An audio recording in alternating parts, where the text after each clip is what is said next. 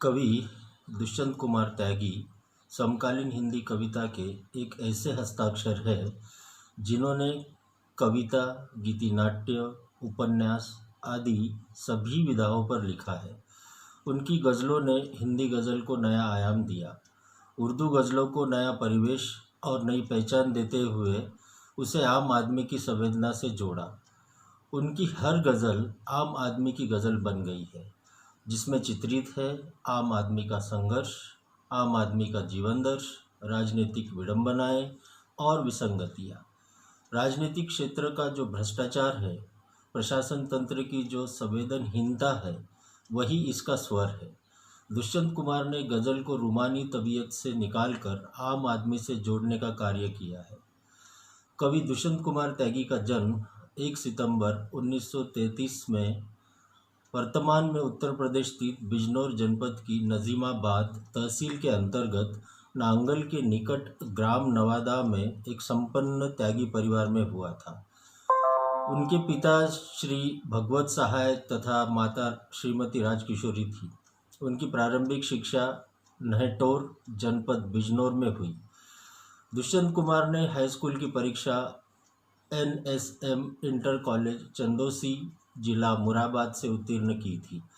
उनका विवाह सन 1949 में सहारनपुर जनपद निवासी श्री सूर्यभानु की सुपुत्री राजेश्वरी से हुआ। तत्पश्चात उन्होंने सन 1954 में हिंदी में MA की उपाधि प्राप्त की।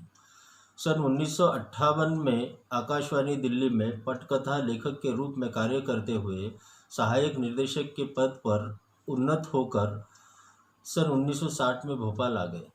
साहित्य साधना स्थली भोपाल में 30 दिसंबर 1975 में मात्र 42 वर्ष की अल्पायु में वे साहित्य जगत को विदा कहे गए। उन्होंने इतने अल्प समय में भी नाटक, एकांकी, रेडियो नाटक, आलोचना तथा अन्य विधाओं पर अपनी सशक्त लेखनी चलाई। उनकी रचनाओं में सूर्य का स्वागत, आवाज़ों के घेरे में, एक कंठ विष पाई, छोटे छोटे सवाल, साये में धूप, जलते हुए वन का वसंत, आंगन में एक वृक्ष, दोहरी जिंदगी प्रमुख है। साये में धूप से उनको विशेष पहचान मिली, जिसमें गज़लों का आक्रामक तेवर अंदर तक तिलमिला देने वाला है। इस संग्रह की पंक्तियाँ अक्सर कई कार्यक्रमों में इस्तेमाल की जाती है। कौन कहता है आसमां में सुराग नहीं हो सकता, कौन कहता है आसमां में सुराग नहीं हो सकता, एक पत्थर तो तबीयत से उछालो यारो। उनकी यह पंक्तियाँ लोगों में जान फूंक देती है।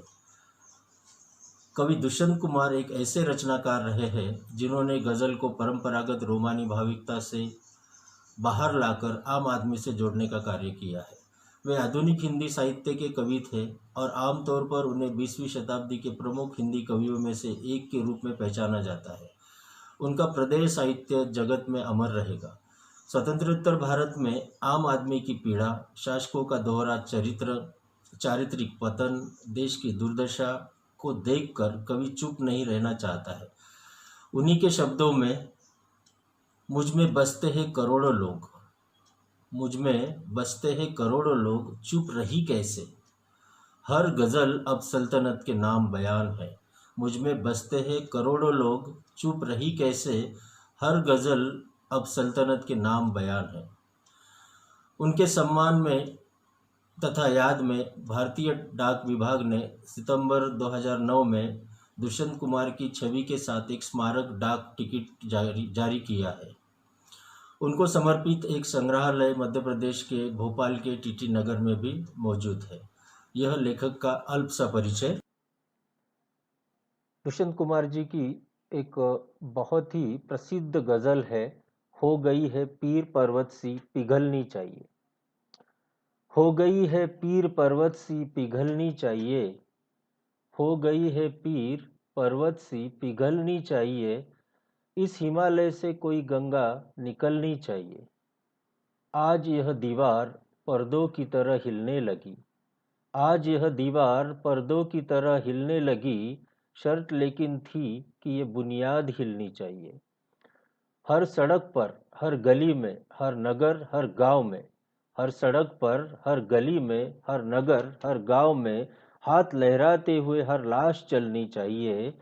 सिर्फ हंगामा खड़ा करना मेरा मकसद नहीं। कवि कहता है, सिर्फ हंगामा खड़ा करना मेरा मकसद नहीं, सारी कोशिश है कि ये सूरत बदलनी चाहिए।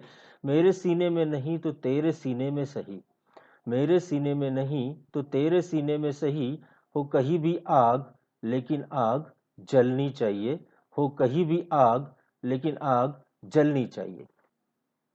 आइए इस कविता के माध्यम से, इस गजल के माध्यम से हर पंक्ति में कवि क्या कहना चाहता है, इस पर नजर डालते हैं। हो गई है पीर पर्वत सी पिघलनी चाहिए, इस हिमालय से कोई गंगा निकलनी चाहिए। यहाँ पीर से तात्पर्य पीड़ा से है, तकलीफ से है।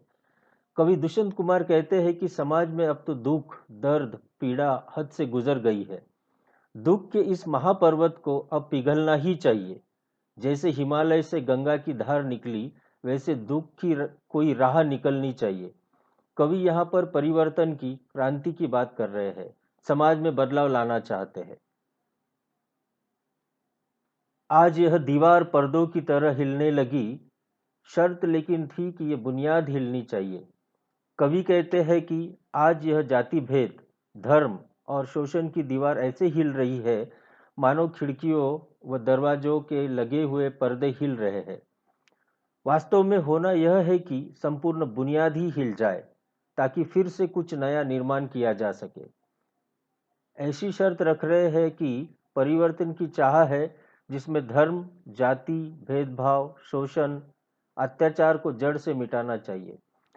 तात्पर्य यह है कि कवि जो समाज में व्याप्त कुछ बुराइयां हैं, उनको हिलते हुए तो देख रहे हैं, उनको कमजोर होते हुए तो देख रहे हैं, लेकिन उनकी शर्त यह है कि ये बुराइयां जड़ से खत्म हो जानी चाहिए। हर सड़क पर, हर गली में, हर नगर, हर गांव में हाथ लहराते हुए हर लाश चलनी चाहिए। यह लाश से कवि का तात्पर्य है एक ऐसा इंसान जिनमें शक्ति ना हो, जो किन्हीं कारणों से लाचार हो। कवि उस लाश में भी, मतलब उस कमजोर व्यक्ति में भी इतनी शक्ति लाना चाहता है कि वो अपने हक के लिए आवाज उठाए। इस संसार में दुखी लोगों की पीड़ा पर्वत सी बन गई है। मनुष्य मनुष्य के बीच दीवारें बन गई है, दूरी बढ़ती जा रही है। कवि ने ऐसी प्रगति पर विचारधारा इस कविता में भर दी है कि हर प्रांत के, हर गली, हर नगर, हर गांव में हाथ लहराते हुए, झूमते हुए धैर्य से चलना चाहिए। दुख सुख में परिवर्तित होना चाहिए।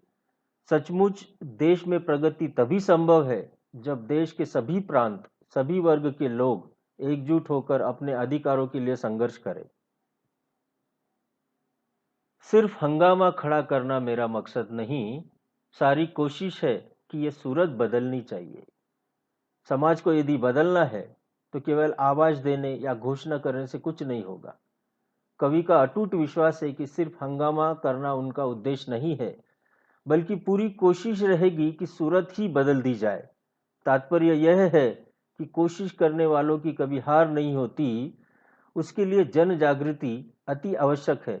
जैसे कि हम अक्सर देखते हैं कि कई लोग सिर्फ हंगामा खड़ा करने के लिए, सिर्फ प्रसिद्धि पाने के लिए बहुत बड़ी बड़ी बातें करते हैं, लेकिन वास्तव में उनकी ये मंशा नहीं होती कि समाज में कुछ बदलाव आए। तो कवि का यहाँ पर यह कहना है कि वो सिर्फ हंगामा खड़ा करने के लिए कोई बात नहीं करना चाह रहे हैं। वो चाह रहे हैं कि वाकई में, असलियत में, हकीकत में ये जो सूरत उनके सामने दिख रही थी तत्कालीन भारत में, वो सूरत बदलनी चाहिए। मेरे सीने में नहीं तो तेरे सीने में सही, हो कहीं भी आग, लेकिन आग जलनी चाहिए। अभी तक जो कवि ने अपने कविता में कहा है, उसके ऊपर एक नजर डालते हुए इन पंक्तियों के ऊपर आते हैं।